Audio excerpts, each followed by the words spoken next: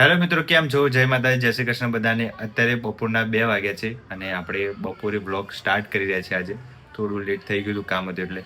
પણ આજે જવાનું છે આપણે ગાંધીનગર. નજીકમાં કોઈ સેટ થતું નહોતું એટલે આપણે જવાનું છે પાસપોર્ટ ઓફિસ વેરિફિકેશન કરવા માટે. ગાંધીનગર રાખ્યું છે એટલા માટે, કેમ કે પછી ટાઈમ છે અમદાવાદમાં બહુ બધો 29 તારીખ 30 તારીખ એવી બતાવતી હતી. આખો એક મહિનો ખેંચાઈ જતો. તો અહીંયા નજીકમાં ગાંધીનગર જ નજીક જ છે એટલે એ સિલેક્ટ કર્યું છે. એટલે આજે વારો છે આપણે વેરિફિકેશન કરાવવાનો.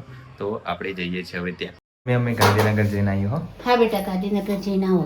Okay okay. તું જમવાનું બનાવી રાખજો. હા, બનાવી દો બેટા.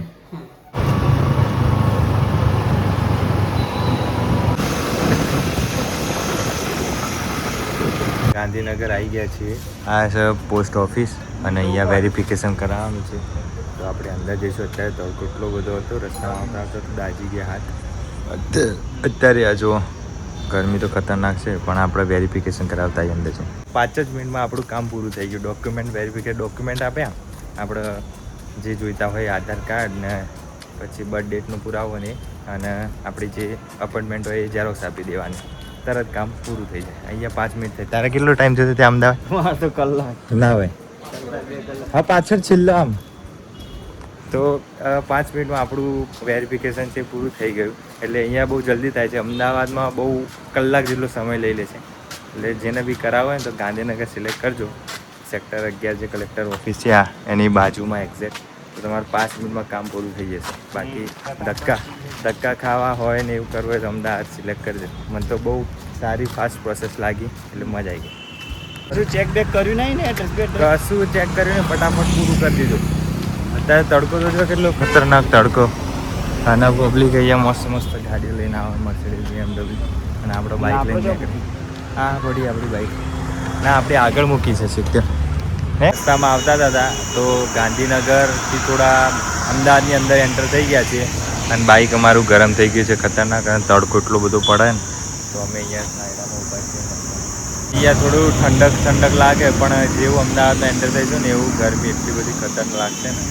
તો અહીંયા થોડી વાર સાંજે જ ઊભા રહીએ. થોડી વાર સારું કીધું અમે તો તમારા પણ બોલે છે. તો અમારા બ્લોગ કેવા લાગે છે તમે બધા જોતા હોય તો કોમેન્ટ કરજો અને સપોર્ટ પણ કરજો. તો મજા આવે ડેલી બ્લોગ મૂકવાની. આપણે ચેલેન્જ લીધો છે 365 દિવસનો. રેગ્યુલર આપણે બ્લોગ મૂકીએ છીએ અને તમે બધા જોતા હોય તો કેવા બ્લોગ બનાવીએ છીએ એ પણ થોડું કહેતા રહેજો કોમેન્ટમાં. અત્યારે તો અહીંયા જે બધું શાંત બપોરના 2 વાગ્યા છે એક્ઝેક્ટ. અને કોઈ જતું નથી પણ એટલું હીટ વેવ થાય છે ખતરનાક. હવે અમે ફટાફટ ઘરે જઈએ. અહીંયા ફ્રેશ થઈ ગયા છે. હજુ મારી મમ્મી જમવાનું બનાવી રહી છે. રોટલી બની રહી છે. મારે ભાઈ ખાવા બેસી ગયું છે. છાશ બાશ મસ્ત. અને શેનું શાક બનાવ્યું મમ્મી? હા, રીંગણ બટાકા બેટા. એવું? હા, ટામેટા નાખ્યા છે એટલે તને એક ભાવ ના થાય ને. તો મસ્ત. હવે અમે જમી લઈએ. કેરી નહીં કાપી? કેરી કાપો ને હેડો. તો સાંજના આપણો ટાઈમ થઈ ગયો છે. આ ફળફળિયું લઈને બેઠા છીએ. થોડી વાંચવાનું તૈયારી કરીએ અને લેપટોપ પણ લઈને બેઠા છીએ. તો મારો પાસપોર્ટ છે હવે 15 દિવસમાં આવી જશે ટૂંક સમયમાં. ગાંધીનગર એટલા માટે ચોઈસ કર્યું કે જે અમદાવાદના સેન્ટરો છે એમાં થોડુંક વેટિંગ હતું એટલા માટે. તો થોડો ટાઈમ પછી આપણે પાસપોર્ટ આવી જશે. ગાંધીનગર જે બેસ્ટ પ્લેસ છે એટલા માટે. એપ્લાય કરવું હોય એ ગાંધીનગર ખાસ સિલેક્ટ કરજો, કેમ કે ગાંધીનગરમાં છે એ પ્રોસેસ છે ફટાફટ થઈ જાય છે. મારે મેલ પણ આવી ગયો અત્યારે એટલે હવે કામ થઈ જશે. પોલીસ વેરિફિકેશન આવશે ટૂંક સમયમાં. આપણે ઇન્ડિયામાં રહેતા હોય તો ખાસ કરીને પાસપોર્ટ છે એ મેન આઈડી પ્રૂફમાં દરેક ડોક્યુમેન્ટમાં પાસપોર્ટ છે મેન ગણાય છે. તો જેને ના કઢાવી દેજો, કેમ કે પાસપોર્ટ છે એ બહાર જવા માટે પણ ખાસ જરૂરી છે. તમારા આઈડી પ્રૂફમાં પણ ખાસ જરૂરી છે. આધાર કાર્ડનું એટલું બધું ઇમ્પોર્ટન્ટ નથી જેટલું પાસપોર્ટનું છે. એટલે પાસપોર્ટ તમારો હશે તો તમે કંઈ પણ કામ તમારું ઊભું નહીં રહે. એટલે પાસપોર્ટ વહેલા કઢાવી દેજો.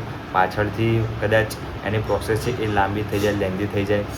એના કારણે અત્યારે થોડી સસ્તી અને સારી સરળ છે. ફટાફટ ઓનલાઈન કરી શકો છો. 1500 રૂપિયા ભરો અને પછી ડોક્યુમેન્ટ વેરિફિકેશન કરાવવા જાઓ ઓરિજિનલ લઈને તો પછી થઈ જાય ફટાફટ. તો આ સારી પ્રોસેસ છે. ફટાફટ કઢાવી દેજો. અને મારા બ્લોગ કેવા લાગે છે તમે બધા કોમેન્ટ કરજો. હવે કાલે ક્યાંક નેક્સ્ટ સારી જગ્યાએ જવાનું હશે તો તમને બ્લોગમાં બતાવીશ. ત્યાં સુધીમાં ચેનલને સબસ્ક્રાઈબ કરી દેજો. વિડીયો ગમે હોય તો લાઈક કરી દેજો, શેર કરી દેજો. મળીએ નવા બ્લોગમાં.